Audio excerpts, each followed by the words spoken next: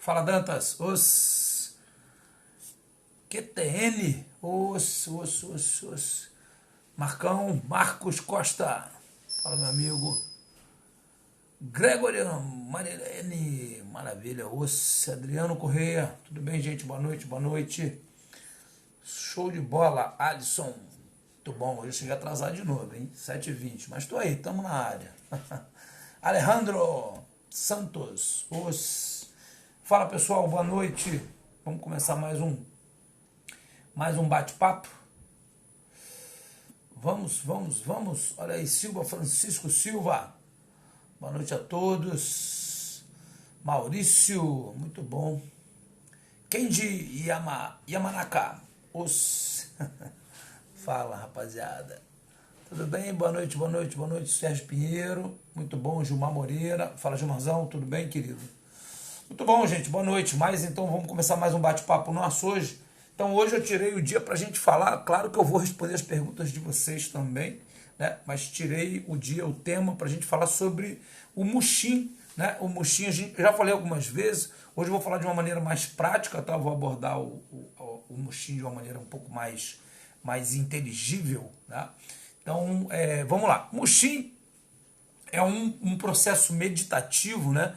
Que é proposto pelas artes marciais, mas não só pelas artes marciais, né, mas pela filosofia oriental, né, o Muxim tem diversas formas, né, inclusive hoje em dia ele existe também uma proposta muito parecida com ele, que é o conhecido mindfulness, né, que significa mais ou menos a mesma coisa, né? Se você for traduzir ao pé da letra, e sempre que a gente for traduzir ideogramas, a gente tem que ter um cuidado muito grande, porque ideogramas, como o nome já diz, eles transmitem ideias, né? E não fatos, são palavras exatas como nos idiomas ocidentais, né? Então tem sempre um contexto atrelado, tá? O Muxim, ele significa mais precisamente um estado de conexão, de presença, né? A proposta é que você esteja presente ao momento e não é um relaxamento profundo, né? Como acontece na maioria das práticas meditativas que são propostas por inúmeras escolas, né?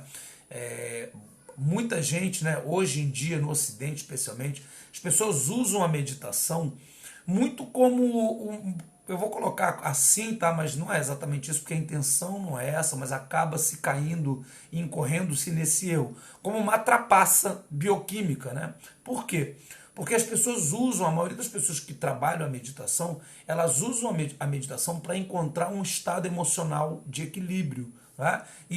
Como é que isso acontece? Isso acontece quando a gente, através de um trabalho de atenção focada, né, a gente vira nossa atenção para um objeto. Nós temos 3 objetos de atenção, né, de consciência. Nós temos os objetos físicos, né, nós temos os objetos mentais e os objetos emocionais, né? Isso tudo costuma sequestrar ou absorver a nossa atenção. Por exemplo, no campo físico, né, no objeto físico, a gente tem, por exemplo, as coisas que são desagradáveis, elas costumam chamar muito atenção. Por exemplo, se você está com uma dor muito grande, você não consegue prestar atenção em nada, não é isso? Uma dor de dente, ficar o dia inteiro pensando na dor, é dor. Se o teu vizinho bota uma música alta pra caramba, você não consegue fazer mais nada, porque você fica ali, música alta, né? Então, um odor, né? Tem um cheiro muito forte, e aí você fica, que cheiro forte.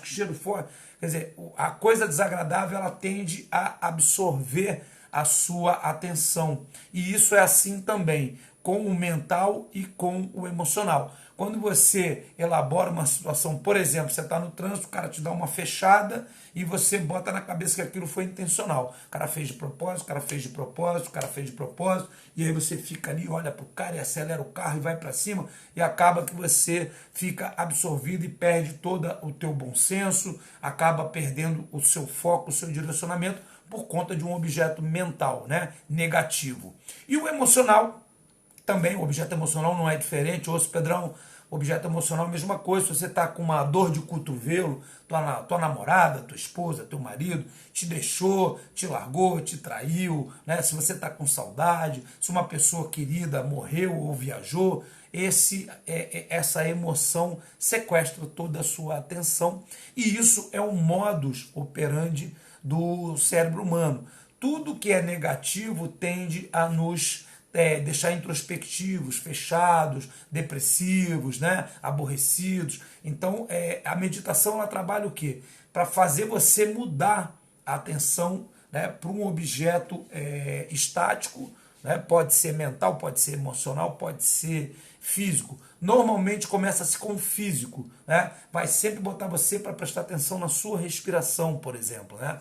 E aí você fica lá, como se fosse um exercício de musculação. Você respira, inspira, expira, inspira, expira. E durante esse processo de focar a sua atenção, né, num objeto físico que está ali sob controle, que você está sentindo o ar entrar, o ar sair, a tendência é que você tire a atenção dos outros estados, né, de qualquer coisa que possa estar te incomodando, e que você comece com isso a secretar hormônios que são hormônios que vão te equilibrar, como a serotonina, né, a ocitocina, que são hormônios de bem-estar, por conta de você estar prestando atenção em algo tranquilo, em algo que está sob controle, né? E a meditação costuma fazer isso. O cara senta lá 10, 15, 20 minutos, foca na respiração e aí ele acaba se acalmando, se sentindo melhor e partindo para o dia dele com mais, né, a energia, etc. e tal. No entanto, gente, esse é um aspecto, digamos assim, paliativo da meditação.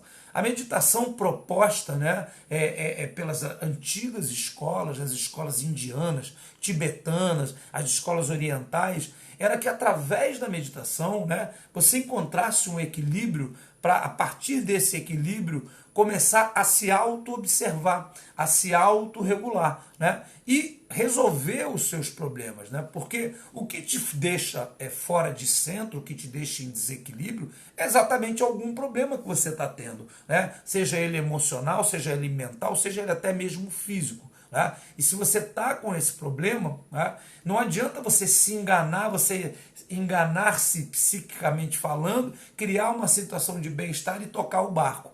É muito importante que a gente aprenda a elaborar os nossos problemas, né? Quando a gente tem um sistema que é milenar, para que a gente tenha uma base de raciocínio em cima do que eu vou falar, gente, a gente tem aí novas pesquisas, né, que apontam que as primeiras raças de humanos, né, elas datam aí de quase 3 milhões de anos na Terra. Né?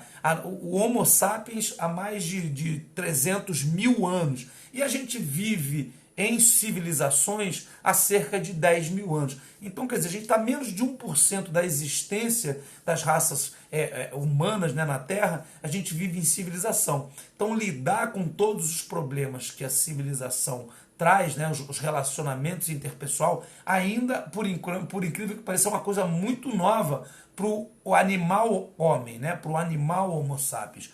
Todo o nosso sistema de defesa, nosso sistema inconsciente, ele foi montado, ele evoluiu para lidar com ameaças pontuais, ameaças tangíveis, né? Uma ameaça de morte, ficar sem comer durante 1, 2 semanas, né? Lidar com avalanches, erupções, com intempéries da natureza, tribos rivais, enfim. A gente lidava com estresse pontual e não com estresse crônico como a gente vive hoje em dia. Tá? Então, a gente tem um ciclo de estresse, né, que é assim, ameaça, aí você lida com a ameaça como? O teu corpo, o teu inconsciente, né, ele prepara o teu corpo para luta ou para fuga.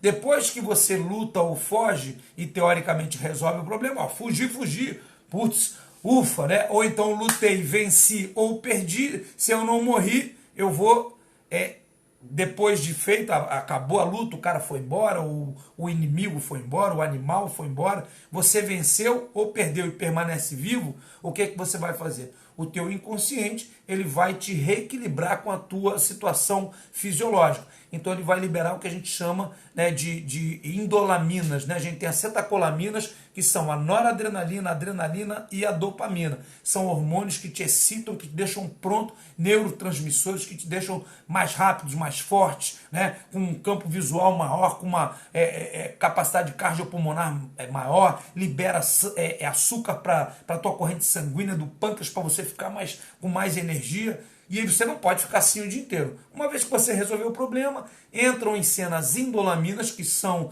a serotonina, né, e a ocitocina, vários hormônios que vão fazer o equilíbrio, a homeostase agora bioquímica do teu corpo, e você vai relaxar. Uma vez feito isso, gente, para que você realmente consolide a resolução do problema, o que você tem que fazer? Você tem que elaborar o que aconteceu. Você precisa pensar a respeito do que aconteceu.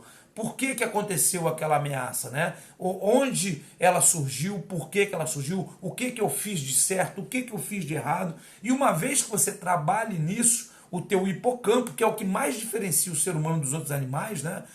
Essa capacidade que a gente tem de armazenar informação, de elaborar, ele coloca no teu, vamos lá, no teu, como é que se diz? Como se diz no computador, né? No seu banco de dados, ele coloca lá memórias para que você, da próxima vez que enfrentar as ameaças, você lide com elas já com uma experiência prévia, o que vai te deixar mais tranquilo para resolver o problema, até o ponto em que você tem experiência para já não se estressar mais com coisas assim. Então, esse processo ele foi construído há milênios, né? E até hoje ele se perpetua. Tá? A gente tem esse sistema, a gente continua do mesmo jeito. A gente tem uma ameaça, a gente libera as cetacolaminas, aí a gente lida com o problema, a gente resolve o problema e a gente elabora o problema e volta para o estágio de normalidade com a experiência do problema ficando cada vez mais equilibrado, cada vez mais centrado.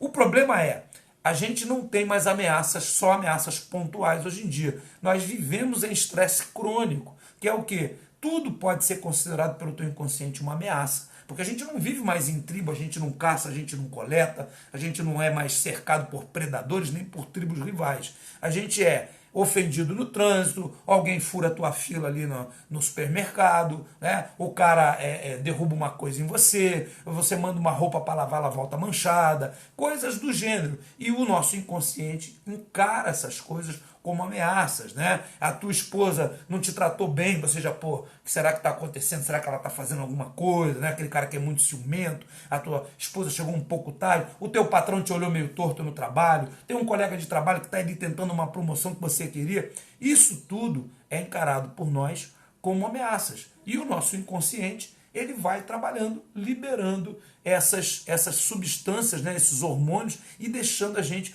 constantemente estressado, né?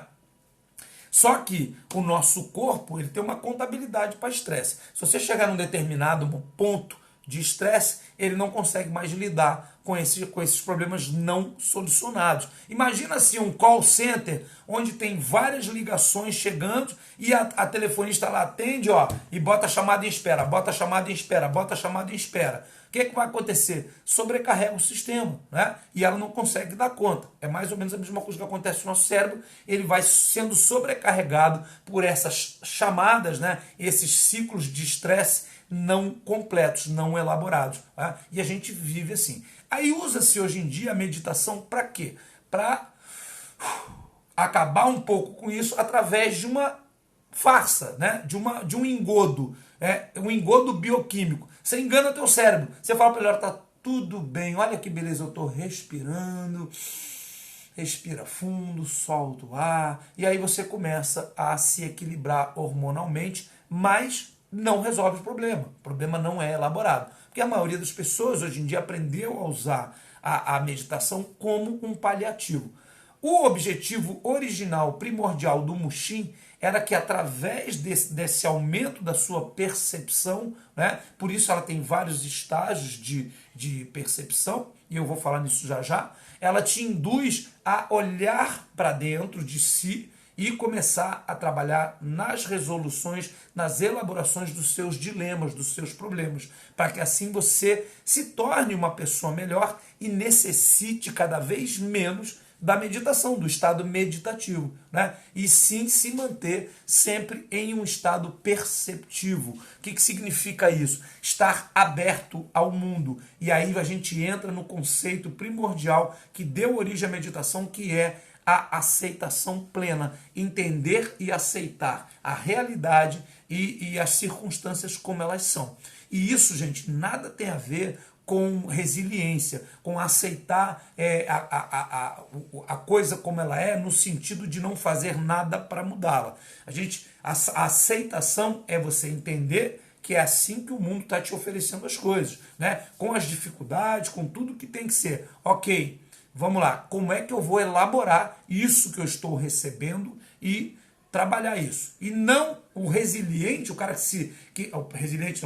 o cara que se resigna, né? A resignação é o cara se submeter, é quase que uma submissão ao problema, se transformando em vítima. Vítima, gente, não faz nada. A vítima é sempre aquela que recebeu a agressão, o malefício, o prejuízo. Ela não tem responsabilidade, ela não tem culpa. Portanto, ela é simplesmente uma vítima. A única coisa que ela pode fazer é se resignar e aguentar o que está sendo feito.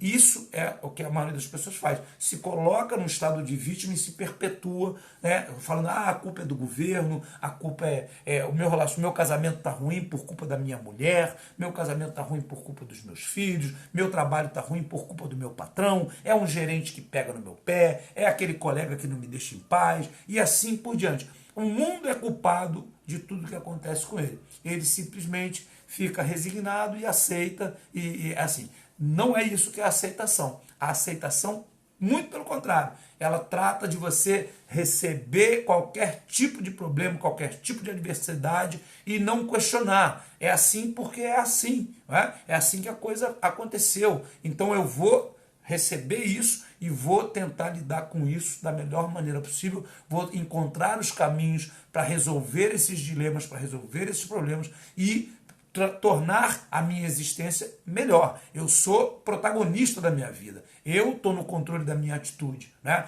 Aceitar não tem nada a ver com se submeter. É uma coisa completamente diferente. Então, essa proposta da aceitação é que gera, né, o processo meditativo que vai te tornar uma pessoa mais perceptiva em termos de presença. Tá? O que é isso? Né?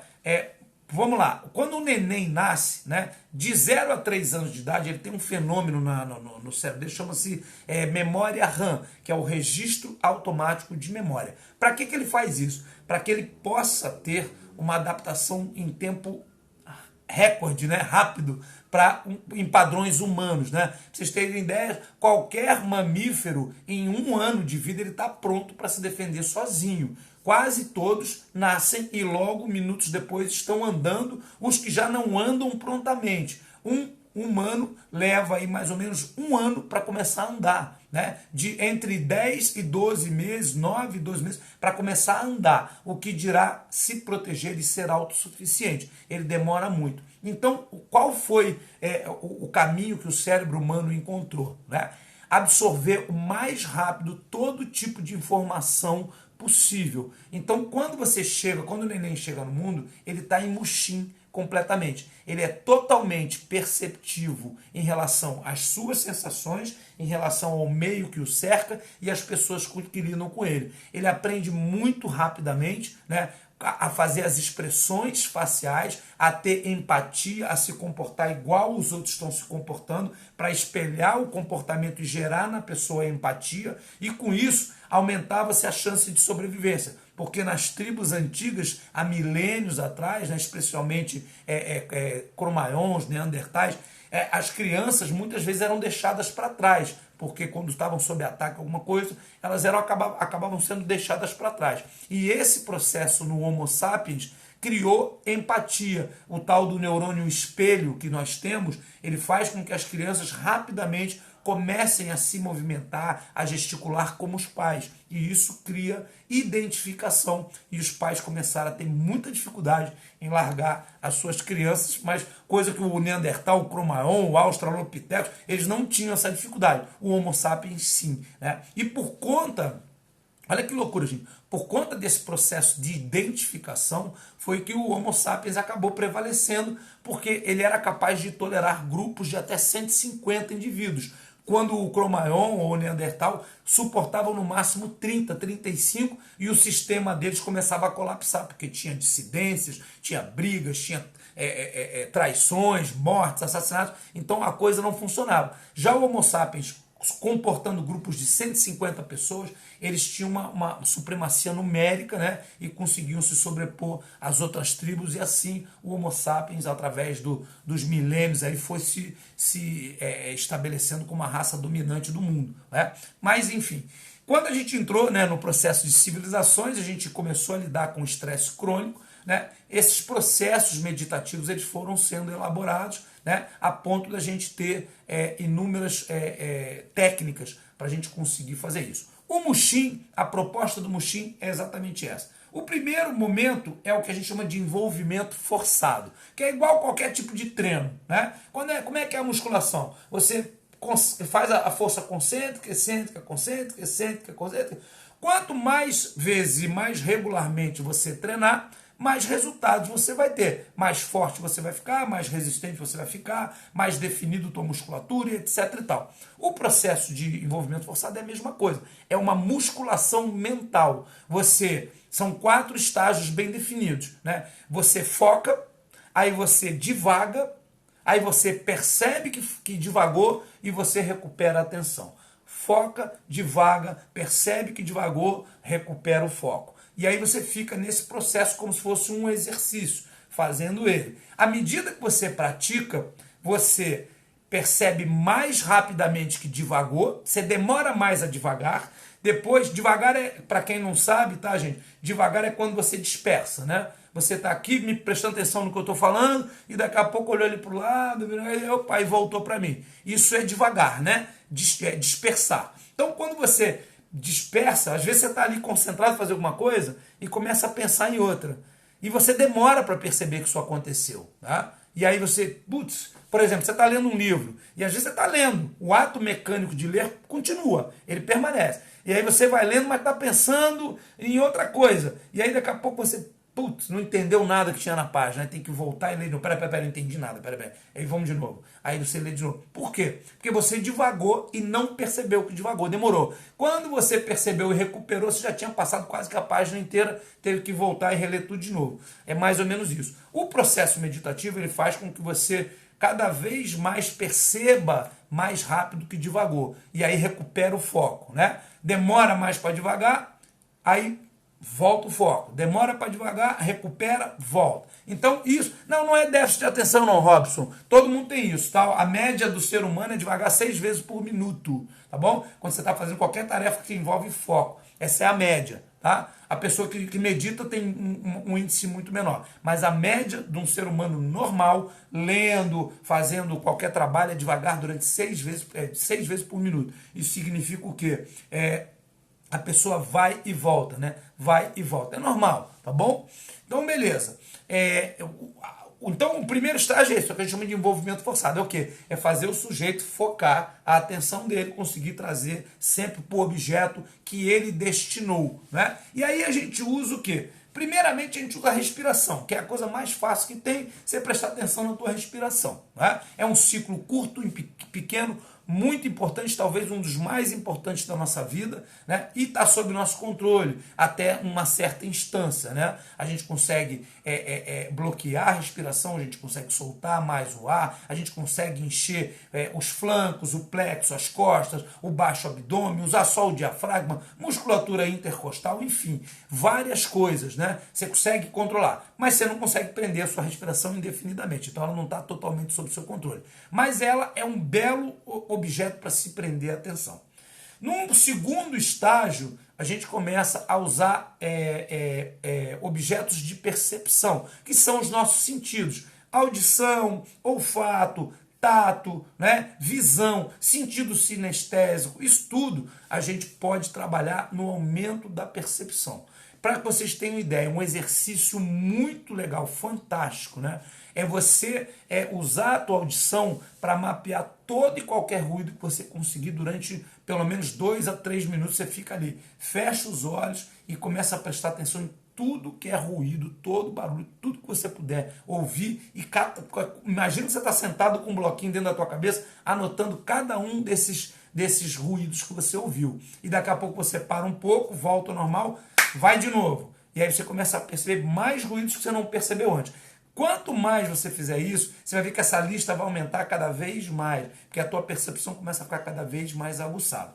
A pessoa que pratica isso regularmente, com consistência, ela começa a ter um ouvido muito treinado para ouvir qualquer mudança de padrão de ruídos no ambiente que ela está acostumada, né? E isso era feito na antiguidade muito para ver o território, para ver se tinha algum animal, algum predador, algum ataque de tribo inimiga. Então a audição ela era extremamente treinada e extremamente usada. Olfato também.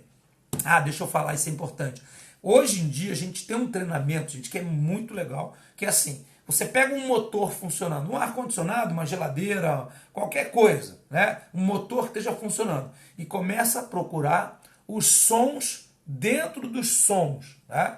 Isso é muito legal, porque o teu cérebro começa a trabalhar num modo, claro que não é da noite pro dia, tá? Não vai achar aqui que você é a mesma coisa que você querer entrar no karatê na quinta-feira e na outra segunda já está na faixa preta.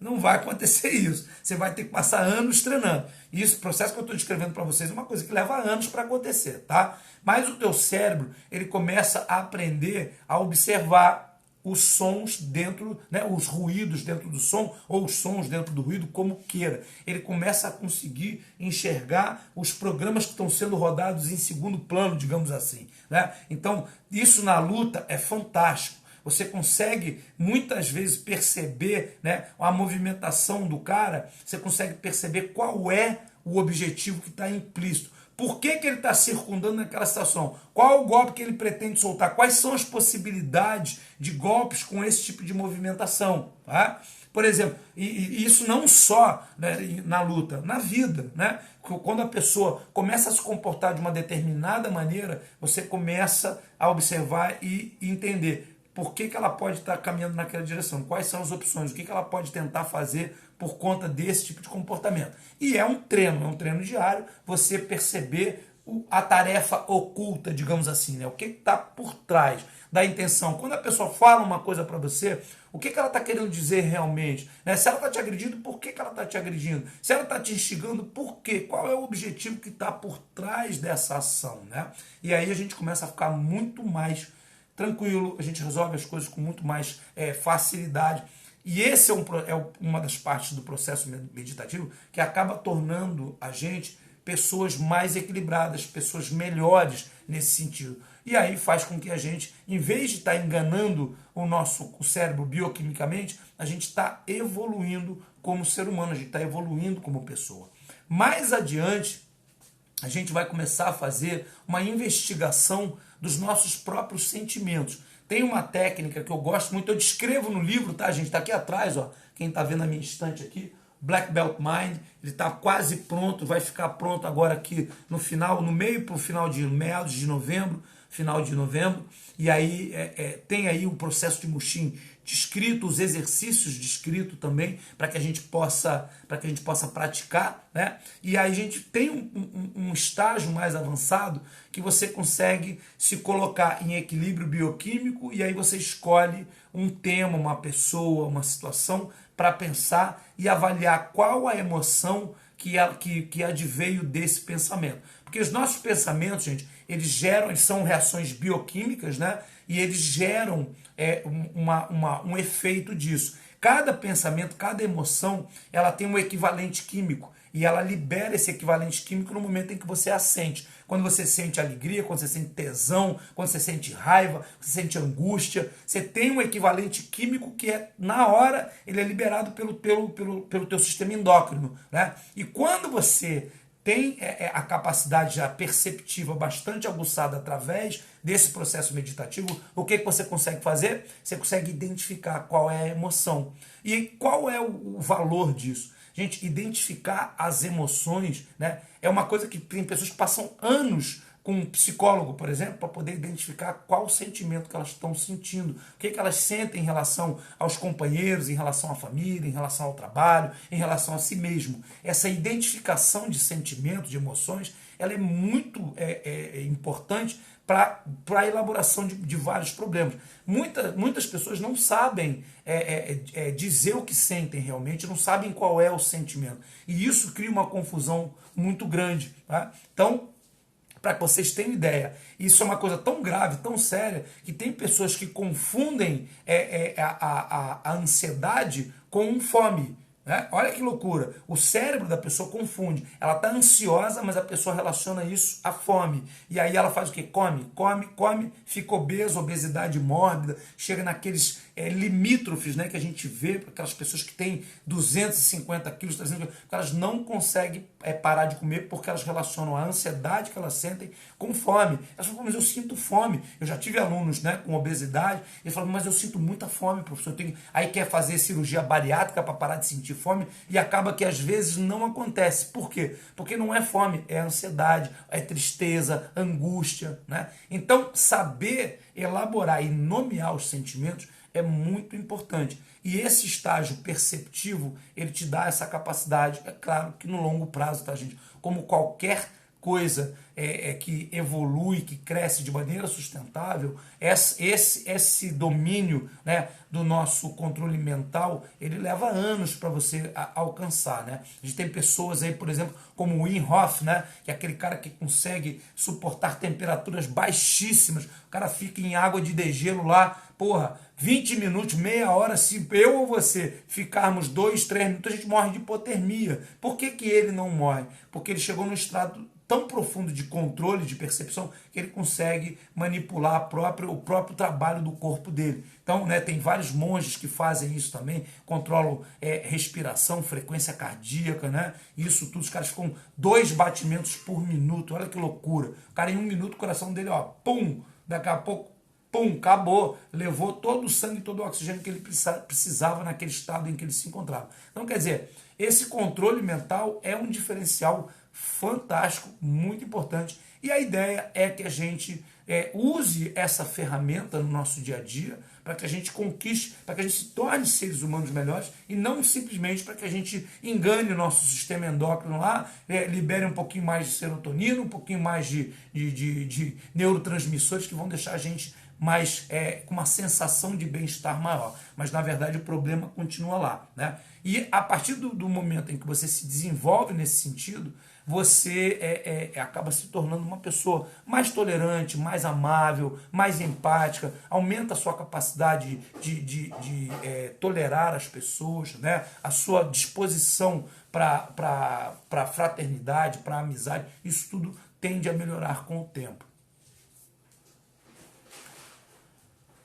Bom, então vamos fazer o seguinte, eu vou abrir para perguntas agora, tá? Agora que eu já dei essa explicada aí nesse processo de Mushin, e vamos lá ver o que vocês estão com dúvida em relação a isso. Antes, deixa eu responder a pergunta do meu filho, que ele ficou parado aqui 5 minutos na porta olhando para minha cara enquanto eu falava, e eu quero saber o que ele quer. Meu filho, o que você quer, meu filho?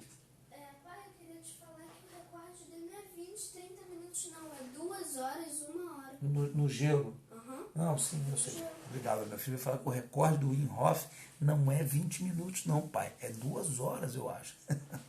Muito bom, vamos lá. Maravilha.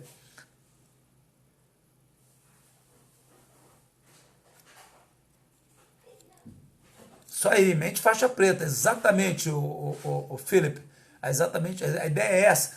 O Mushin, gente, ele é um estado permanente, tá? As pessoas pensam, quando é que eu entro em Mushin, mestre? Você não entra em Mushin, você tem que estar em Mushin, né? O Mushin é um estado permanente e ele tem atrelado a ele o Zanshin e o Fudoshin, né? Só que o Zanshin, gente, não é como se diz por aí, né, um estado de prontidão, um estado de alerta, né? Ele é um estado de Capacitação plena é um estado de domínio. O Mushin, a tradução seria mente contínua, né? A mente que ela não tem dificuldade em ligar os pontos. Ela olha a situação e liga o ponto rapidinho, né? Eu vou trazer para o campo profissional, tá? Eu hoje em dia, eu bato o olho numa pessoa fazendo um movimento, eu sei que ela está fazendo errado na hora. Eu não preciso parar e olhar de novo, olhar de novo, olhar de novo. Eu vejo todas as conexões que deveriam estar sendo feitas, músculo-esquelética, posicionais, posturais, e eu consigo enxergar na hora. Por quê? Capacitação, me capacitei para isso. Eu treino isso há décadas, né? Esse entendimento, essa percepção, esse ajuste. Eu treino no meu corpo, eu treino nos meus alunos, e eu faço um trabalho de observação profunda, com a atenção focada em todos esses pormenores. Então, eu me considero um especialista e eu tenho a expertise para isso. Então, eu olho, bato o olho e sei o que está acontecendo. Eu não demoro para ligar os pontos, eu não fico dizendo, não, faz de novo, deixa eu ver, faz mais uma vez. Olha, eu não acho. Quando eu falo porque eu sei. Então, isso faz uma diferença muito grande. É a mesma coisa que um arquiteto, por exemplo. Né? Você chama um arquiteto para fazer um projeto para a tua casa. Aí ele entra, bom, deixa eu aqui, eu vou desenhar, vamos ver o que eu posso fazer. E aí eu vou lá, eu desenho, aí ele vai para casa. Um outro já entra e fala assim, olha, aqui eu vou botar isso, eu boto aquilo, eu vejo isso aqui, eu vou fazer aqui, eu vou rebaixo ali, põe ali. E aí vai embora, né? E por que isso? Porque o cara já tem na cabeça dele, ele consegue olhar e visualizar. Ele está em zanshin, ele está em prontidão. Por quê? Porque ele se capacitou para isso. E o mais curioso de tudo, gente, é que as pessoas tendem a não valorizar, né? Porque assim, a gente tem inconscientemente que um dos bens mais preciosos da gente é o tempo. Né? Então, por exemplo, eu vi um estudo um dia desse aí que eu achei muito legal, vou até dividir com vocês. Né? Uma pesquisa, fizeram aí um teste, né? Chamaram um chaveiro para abrir a porta da pessoa. O chaveiro vai lá, olha a porta e blam, abre.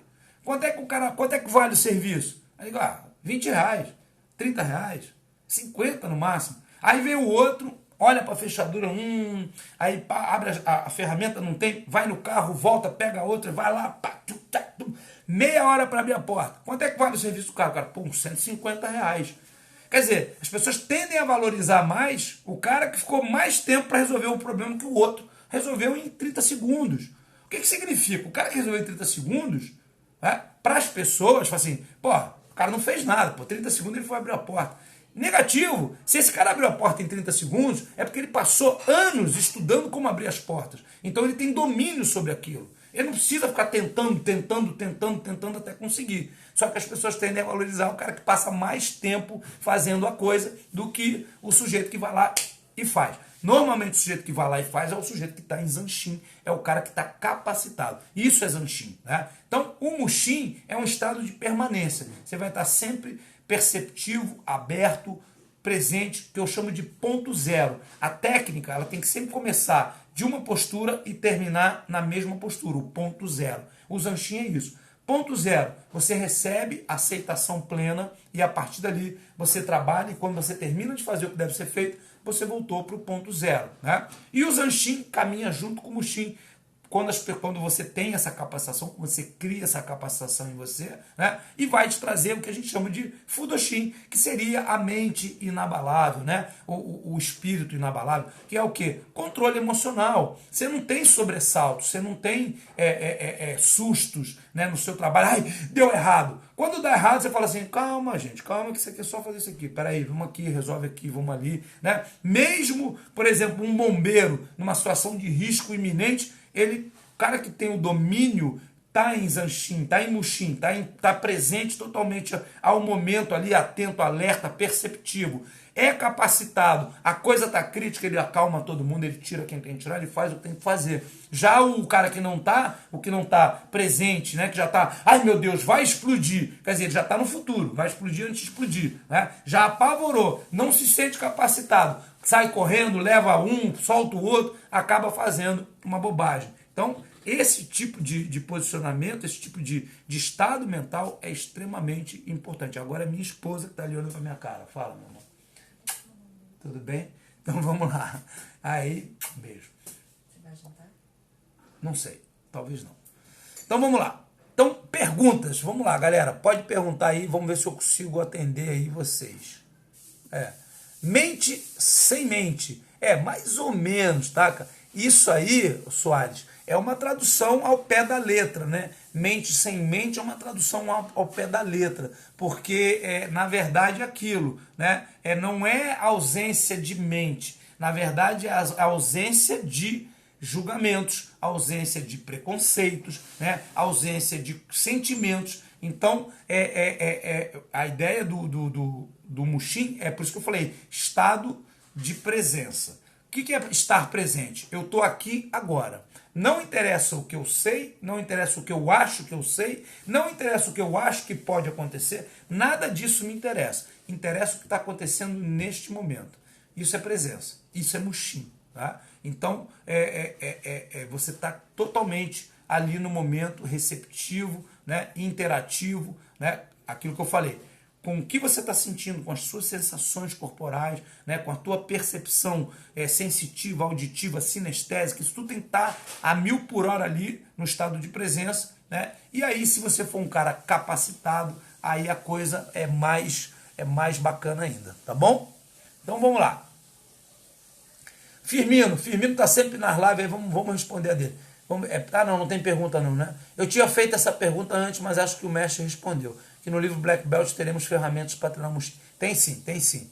Vai ter lá, eu explico bem o Mushin, o Zanshin, o Fudoshin, Shoshin, alguns outros estados também. A gente vai entender algumas técnicas, por exemplo, eu vou explicar para vocês técnica de sabak, sobre uma ótica que eu tenho certeza que vocês nunca ouviram. Eu vou explicar para vocês a técnica do tamê, sobre uma ótica que eu tenho certeza que vocês nunca ouviram. A maioria, inclusive, nunca nem ouviu falar sobre tamê, então fica mais curioso ainda. Né? Kenomi, menomi. Então, tudo isso eu tenho ali as técnicas, até mesmo o Tainosen, Gonosen, isso tudo tem ali no livro, explicado como a técnica funciona, Hantano Kokoro, né? E depois uma transposição para situações da vida, para situações familiares, emocionais, profissionais. Né? É muito legal o livro nesse sentido, gente. Eu faço essa ponte para você, essa conexão para que você consiga entender como utilizar, como você pode usar uma ferramenta, né, do teu uso dentro do dojo, como você pode trazer isso literalmente para a tua vida, tá? Para o dia a dia.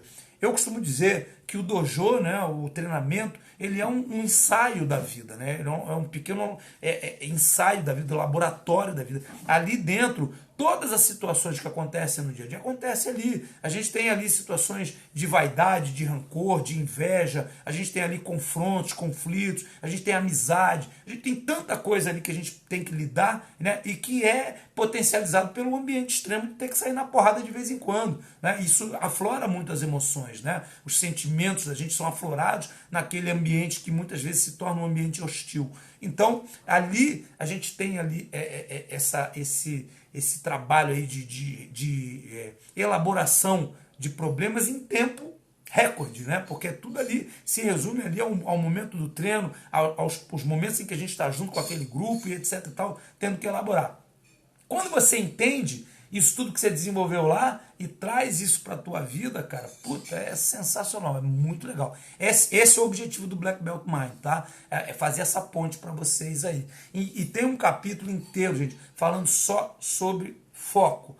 Como trabalhar, como desenvolver o teu foco. Como estruturar a tua mente, a tua cabeça, para você se tornar campeão. Ontem o Wallace me perguntou aqui na minha live, mestre, como é que você faz para ler tanto? Como é que você consegue passar tantas horas lendo e estudando? Exatamente por isso, porque eu disciplinei a minha mente para ter o foco seletivo, para eu poder colocar o foco no que eu quero. Tá? Então, no livro tem um capítulo inteiro falando sobre foco, mas não só como na maioria dos livros que eu li, as pessoas abordam o foco dizendo é muito importante ter foco, o foco é uma coisa essencial para a sua vida, o foco é isso, o foco é aquilo. Tá, mas como é que eu faço para desenvolver o foco? Eu quero entender como é que eu faço para melhorar o meu foco. Se eu não tenho foco, como é que eu faço para construir esse foco? E é exatamente isso que eu venho trazendo aí, em cima da minha experiência de mais de 30 anos, 36 anos, 37 quase já, de artes marciais, mais até 40, porque eu já faço jiu-jitsu bem antes do karatê. Eu comecei o jiu-jitsu com 13 anos de idade, estou fazendo aí 53, então já são 40 anos de artes marciais. Se eu levar em consideração o boxe que eu treinava com meu pai desde os 5 anos de idade,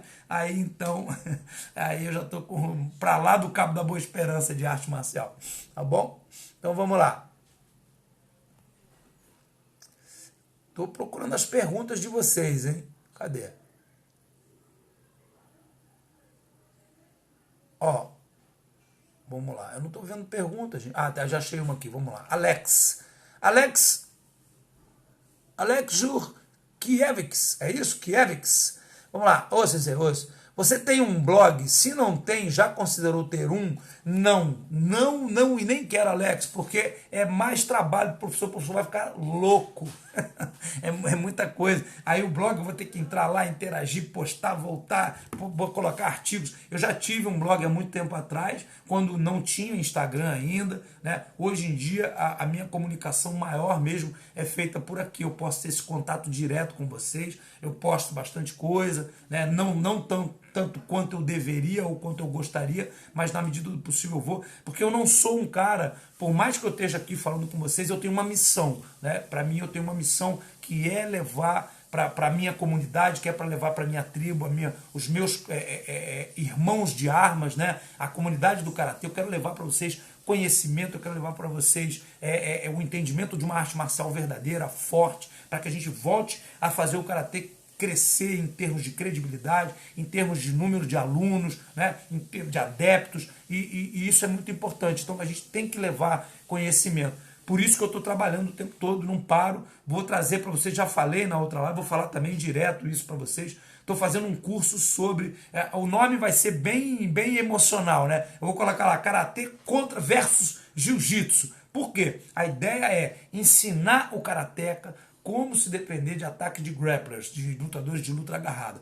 Eu sou um expert em luta agarrada, eu sou um faixa preta 4º dan de jiu-jitsu, eu treino wrestling há mais de 15 anos, treino judô, treino várias lutas agarradas, eu sei como funciona a cabeça de um lutador de grappling, né? E sei quais são as deficiências do lutador de karatê em relação a se defender dos ataques, do padrão de ataque do grappler. Então eu estou elaborando um curso com todo passo a passo, né? O que o lutador de karatê ele tem que saber para se defender de um ataque de um grappler, tá? Então, cara, gente, é muito sensacional, o conteúdo é muito legal. Se você é professor, se você é atleta, se você é amante do karatê, você não pode perder esse conteúdo, cara. É conteúdo para quem é professor, para a vida inteira, para mudar o seu sistema de aula, mudar o teu entendimento sobre o karatê e começar a ensinar um karatê muito mais forte, muito mais efetivo e em termos de defesa pessoal muito mais completo, tá bom? Então isso em breve vai estar aí para vocês. Eu vou gravar dia 7, eu entro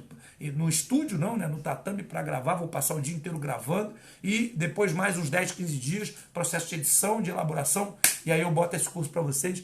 Eu vou dizer para vocês o seguinte, tem número limitado, tá, de pessoas, então não dorme, não cochila, senão o cachimbo cai, tá bom? Tem que pegar esse curso aí de qualquer maneira. Espera aí, vamos lá.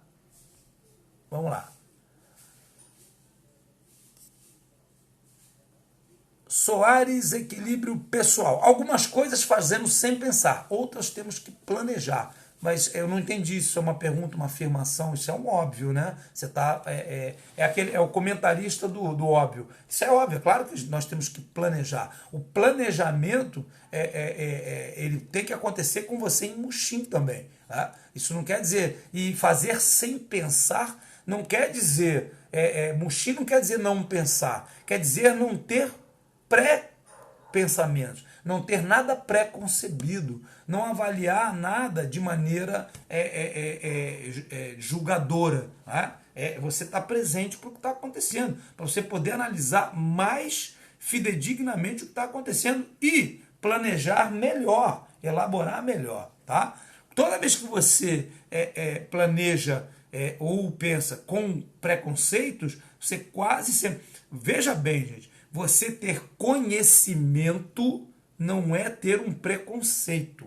Preconceito é a sua visão, a sua percepção do que aconteceu, da realidade, daquilo que se apresenta. Você ter conhecimento é você saber como a coisa funciona. É diferente. Então, quando você entende como o mecanismo funciona, você tem como se planejar, você tem como elaborar o que pode, as probabilidades do que pode acontecer na frente. Isso é conhecimento. Isso não é preconceito, não é pré-julgamento. É completamente diferente. E a gente precisa saber entender essas diferenças, senão a gente vai estar sempre preso nesse ciclo aí, achando que tem coisas que é para fazer sem pensar. Negativo. O Mushin não é para fazer você fazer nada sem pensar, né? O Mushin, ele até consegue te colocar num estado perceptivo que faz você acionar o teu banco de dados, o teu banco de memórias, tanto motoras quanto cognitivas, né?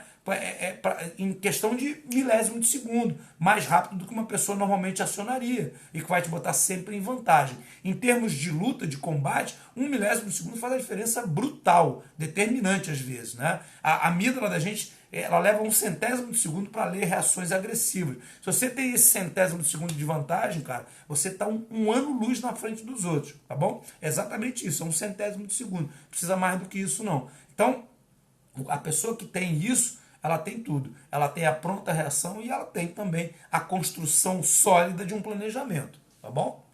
Não mistura as coisas não, que não tem nada de fazer as coisas sem pensar, né? Instintivamente, e reagir. Não é isso que se trata o Mushin, não, tá bom? Vamos lá.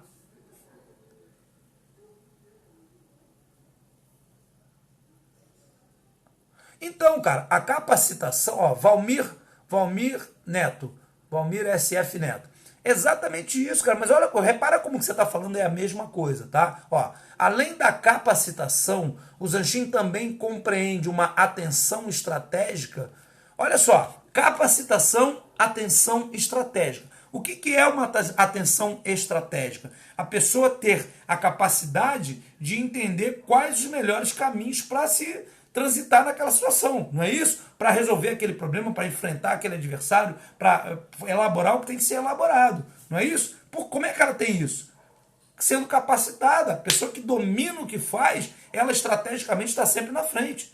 Ela sempre tem aquilo que eu falei, acabei de falar, né, na outra situação ali. O conhecimento faz com que você tenha a capacidade de planejamento maior. Então, conhecimento é o quê? Capacitação. Você tem que estar capacitado. Capacitação, gente, anda de mão dadas com conhecimento. Ninguém se capacita sem adquirir conhecimento, tá bom? Então, a gente erra muito, né, nas interpretações. É normal, tá, gente? É um dado lamentável, não quero que ninguém se ofenda, tá? Mas isso é um dado do brasileiro. Nós temos aí uma taxa de analfabetismo funcional que passa os 80%. O que é analfabetismo funcional? A pessoa tem dificuldade de lidar com o próprio idioma, tá? Então a gente muitas vezes é redundante, a gente é prolixo, muitas vezes a gente acaba cometendo redundâncias, né? Pleonasmos, por conta de não entender exatamente o que a gente está falando, né? E a gente muitas vezes interpreta errado por não entender o que está sendo dito.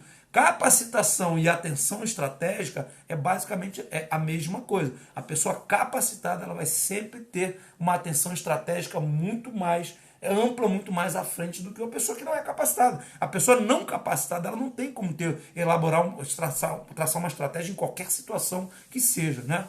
Desde que ela não tenha capacidade cognitiva, né, em termos de conhecimento, ela não tem como elaborar. Se ela não tem como elaborar, ela não tem como resolver, tá bom?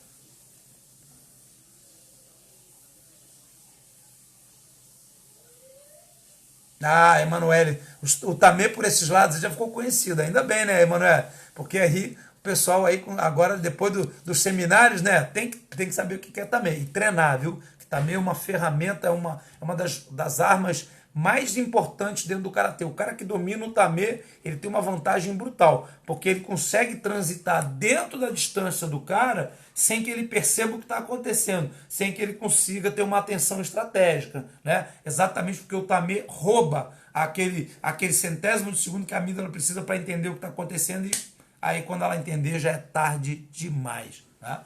Ou você reage ou você pergunta. O que é isso? Aí já era. Se perguntar o que é isso, já era. Vamos lá. Omar, você acredita que os nossos filhos deveriam passar por uma arte marcial? Sim, acredito que sim. Inclusive, meus filhos passaram. Meu filho mais velho enquanto ele ter autonomia, eu coloquei assim, olha, você não gosta de química, eu gosto, não gosto, mas tem que fazer, não tem? Não faz parte do currículo. Então vamos fazer assim, a defesa pessoal, a arte marcial tem que fazer parte do teu currículo também, pelo menos 2 vezes por semana, até você ter capacidade decisória, né? Ou seja, até você deixar de ser incapaz. Então ele foi até os 15, 16 anos, né, fazendo arte marcial sozinho, por conta própria. Eu nunca obriguei, só nesse primeiro momento que eu coloquei como sendo assim, e ele gostou. Tanto é que ele transitou entre as artes marciais, ele é faixa roxa de karatê, ele treinou Muay Thai, ele treinou um pouco de jiu-jitsu, ele teve contato com elas todas. Mas ele teve contato em algum momento na vida dele com a defesa pessoal, com a disciplina, com a hierarquia, com a filosofia das artes marciais, e isso eu acho que é importante para todas as crianças, tá bom? Tem que ter sim. É isso mesmo, ô Soares, perfeito. O Mushin, o Fudoshin e o Zanshin se conectam e se complementam. Perfeito. Não confunda, tá? Porque não que um não possa existir sem o outro, tá? Você pode ser uma pessoa extremamente capacitada na sua área, mas ser um cara totalmente pilhado, nervoso, estressado, aquele cara que sempre tem um preconceito, sempre julga os outros, nunca tá em Mushin, mas você é foda no que você faz. Você conhece todas as arestas, você conhece todas as brechas, tudo que é possível. É aquele advogado que sabe tudo que tem na lei, todas as brechas, todos os incisos, todos os adendos, todos os precedentes. O cara fala, mas é um cara extremamente estressado, nervoso, preconceituoso. Esse cara nunca está em Mushin, mas ele está em Fudoshin, ele está em Zanshin, tá? Por conta disso. E o Fudoshin é o equilíbrio emocional, que tem muitas pessoas que têm, por natureza, elas são mais equilibradas, mais ponderadas, elas não se abalam tanto com o que acontece de maneira externa, né? Mas não tem capacitação em alguma coisa e às vezes não tem. Dificilmente a pessoa que é equilibrada emocionalmente não tem um estado de presença legal, mas acontece também. Elas não são necessariamente tem que estar ali andando juntas, mas o ideal é que elas andem juntas e uma coisa leva a outra, tá? O Mushin, se você começa pelo Mushin, você começa a fazer aquele trabalho que eu falei no início, né? Todo um processo de elaboração acerca de si mesmo, o que vai te conduzir a buscar o teu chamado, né, que eu gosto muito de dizer isso, é buscar, procurar aquilo que te move de verdade, um propósito de vida, o que a gente chama de Ikigai, né, o oriental chama de Ikigai. Quando você começar a olhar para dentro de si, não tem como você não buscar o teu Ikigai. Se você conseguir elaborar o estado de Mushin e você, por exemplo, trabalha em algo que não te completa como pessoa, você vai largar. É fato que você vai largar. Isso aconteceu comigo, tá, gente? Eu estou falando isso para vocês que aconteceu comigo. Inclusive eu coloco uma passagem no livro também falando sobre isso, tá?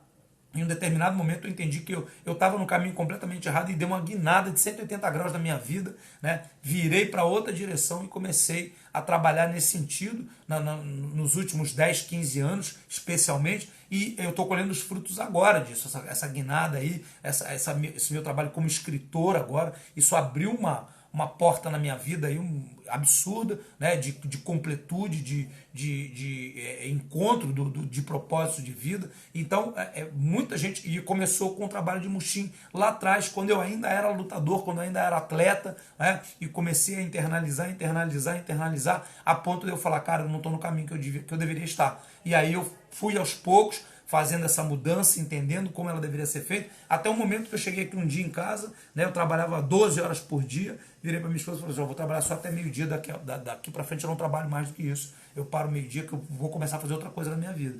E esse primeiro momento foi confuso, foi caramba, que loucura, que não sei o quê, né, porque o dinheiro para de entrar, né, não entra mais do jeito que entrava, e a coisa muda, mas a coisa foi tomando forma. No primeiro momento foi difícil, eu fui elaborando.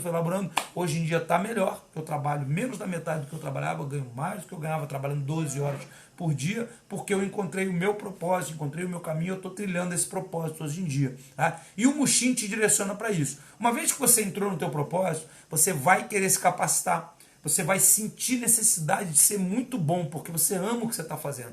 E essa paixão pelo que você faz te direciona cada vez mais para quê? Para adquirir mais e mais conhecimento, mais e mais conhecimento. Por isso que hoje eu passo 5, 6 horas estudando e rindo, com o pé nas costas. Depois de ter levantado às 4h30 da manhã e dado aula a manhã toda. Eu chego em casa, almoço, dou uma descansada e caio dentro do estudo, com prazer imenso. Por quê? Porque eu estou me capacitando para percorrer o meu propósito. Tá? Então, não tem preço isso. E a tendência é que com isso eu vá cada vez mais entrando em Fudoshin e equilibrando as minhas emoções à medida que eu vou percorrendo o meu caminho, aquilo que eu recebi do universo como dom, como talento, para desenvolver, para compartilhar com as pessoas. Tá? A tendência é que a gente vá ficando assim. Então é muito legal. Elas acabam andando juntos se você passar pelo processo como ele deve ser feito. Tá? Por isso que é uma proposta minha, por isso que está no livro, é uma coisa que eu quero levar para o máximo de pessoas possível, que assim como causou uma mudança radical na minha vida, me trouxe muito mais qualidade de vida, muito mais satisfação pessoal, né? Muito mais equilíbrio emocional, né? Muito mais domínio no meu âmbito profissional. Isso, e eu tenho certeza que vai fazer isso por você também, entendeu? Então, tá aí, tá no livro. Fica na mão de vocês aí correr atrás, né? A gente pode apontar o caminho. Quem tem que trilhar o caminho, decidir trilhar o caminho é cada um de nós, tá?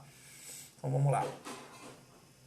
Não tem academia, Robson. Eu não dou mais aula coletiva, eu só dou aula particular. Hoje em dia eu dou aula só personal trainer, né? Com luta, com preparação física. E eu tenho as turmas do IAKJ Masterclass, que são turmas online. Tá? Eu em breve devo abrir mais inscrições para uma nova turma, tá bom? E aí eu abro para vocês aí, digo o que vai acontecer, quem tiver interesse em ser meu aluno. É a única maneira hoje em dia é ser ou aluno um private classes, né?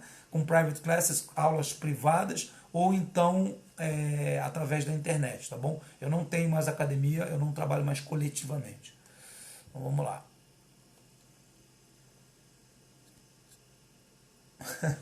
Ó, o Robson brincando. Não, isso, o Robson, ó, meu foco é igual. Eu vou usar porque é legal, tá, Robson? O Robson da Silva falou aqui, ó. Robson Costa da Silva. O meu foco é igual uma rede de pesca, mestre. Meus pensamentos puxam outros. Tá?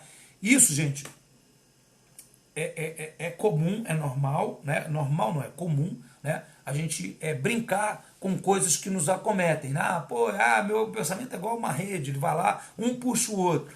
A gente tem que trabalhar porque são crenças que a gente vai estabelecendo como sendo verdades, né? E a gente acaba não saindo disso, se torna um círculo vicioso mesmo, a gente não consegue sair dele. A gente, eu tento fazer meditação, mas eu não consigo, os meus pensamentos um puxam os outros. Isso, tudo que a gente fala, tudo que a gente pronuncia especialmente, a gente vai decretando isso como sendo uma verdade. É o que a gente chama de crença limitante, né? Tudo aquilo que você fala que te limita, por exemplo, eu tenho um problema na coluna muito grande, eu tenho um problema no trabalho muito grande, eu tenho um problema de relacionamento, eu tenho um problema no trânsito, eu fico muito nervoso. Você decreta para você que você tem um problema e você não resolve, você não elabora, você não fecha o seu ciclo de estresse e você se perpetua nessa condição.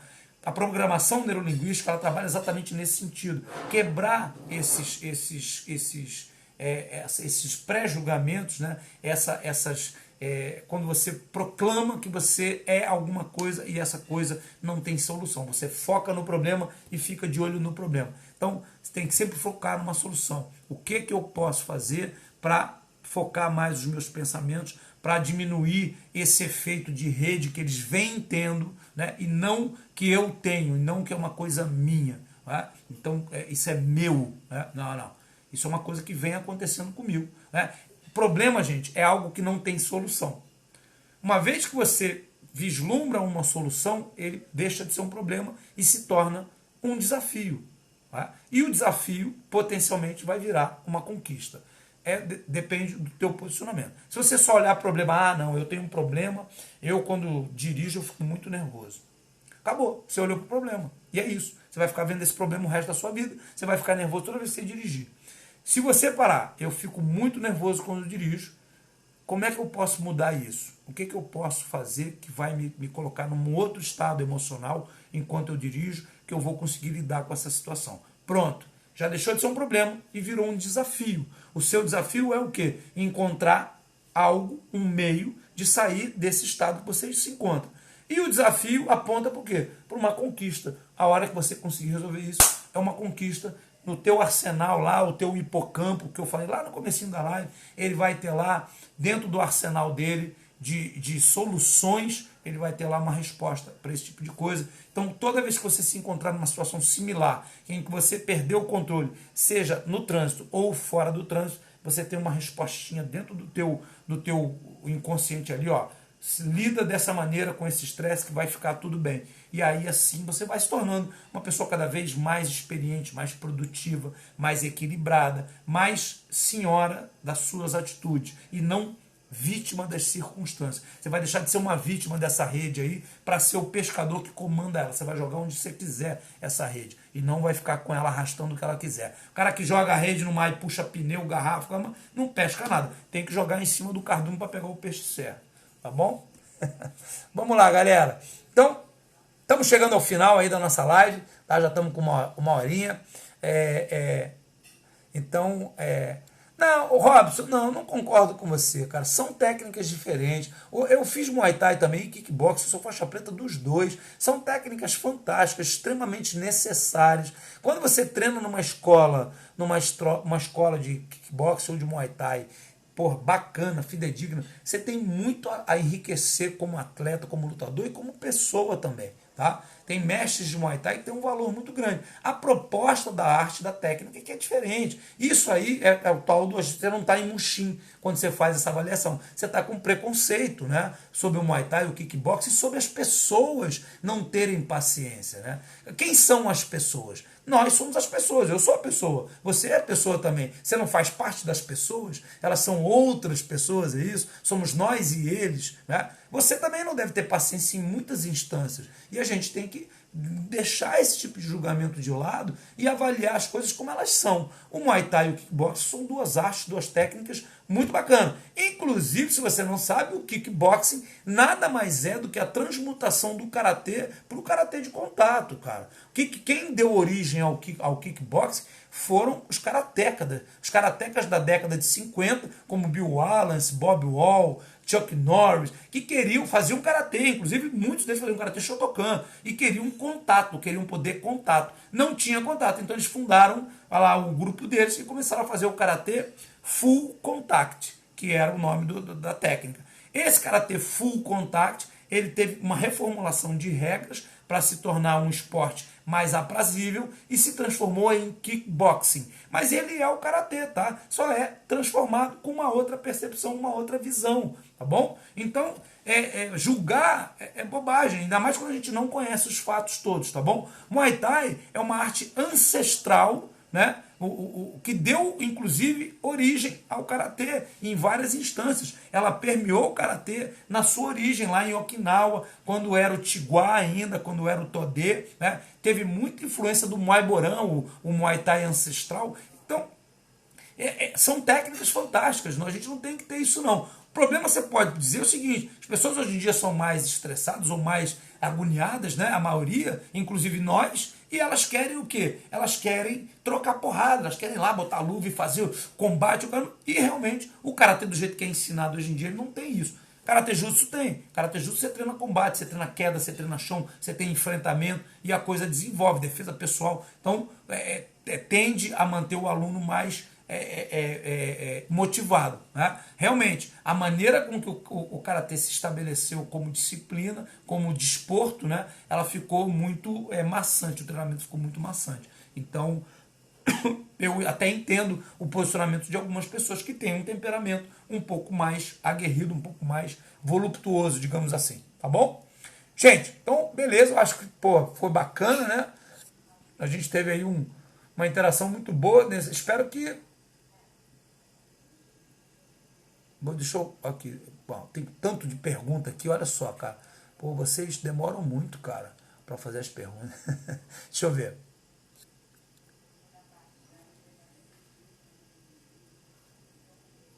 Ah, sim, claro. Então, mas entende o seguinte, Soares, só porque vou te responder, porque a gente falou, né? Tem coisas que a gente não tem que pensar, tem coisas que tem que planejar, não foi isso? Então, aí eu falei, não, eu te entendi. Tem coisas que o bailarino não pensa, o lutador também não pensa. Quando você está lutando e você está em Muxim, é exatamente essa tradução que acaba saindo meio que equivocada, que é sem pensamentos.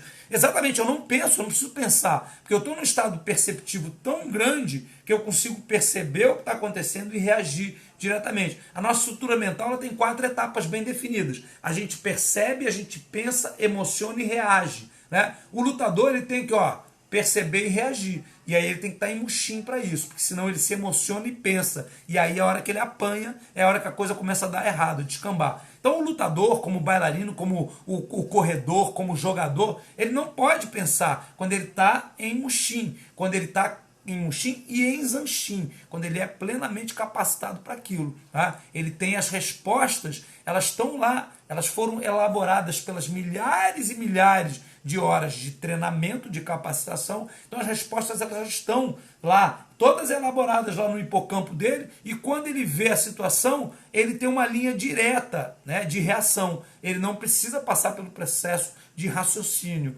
Né? É isso que acontece. Mas tudo isso, é o que eu falei, já foi elaborado, já teve a elaboração de todos esses processos durante as milhares e milhares de horas de treinamento, entendeu? Então por isso que é isso. O cara não pensa na hora, realmente na hora não precisa pensar, mas a coisa acontece de maneira fluida e ela vai acontecendo e essa capacitação, esse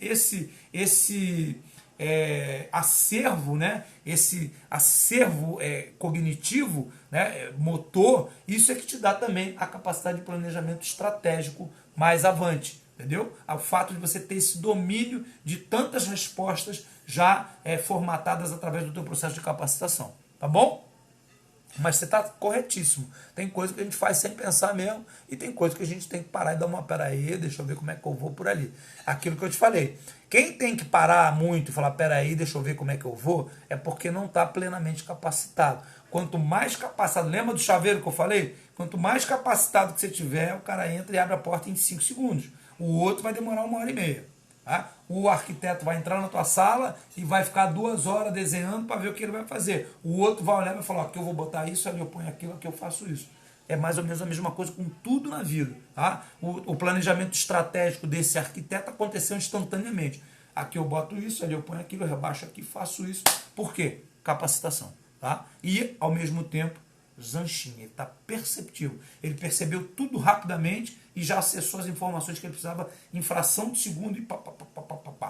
Planejamento estratégico, só que em tempo recorde. Tá bom? Gente, amanhã estamos de volta, vamos com tudo, semana inteira aí, live atrás de live. Eu solto o tema aí amanhã pra gente ver o que a gente vai elaborar em cima disso, tá bom? Obrigado pela participação de vocês, uma excelente noite a todos, até amanhã. Os.